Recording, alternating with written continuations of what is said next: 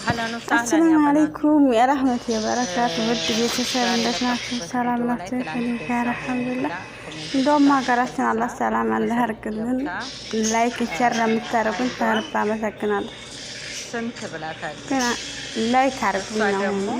አበረታቱ ግራም እና ወርቅ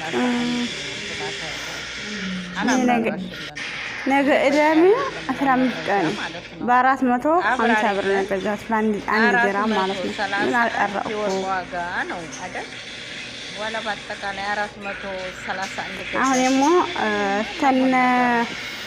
የሌላ ተነፈራ ነው 431 ብር የሚሆነው 417 ብር ገብቷል አሁን ማለት ነው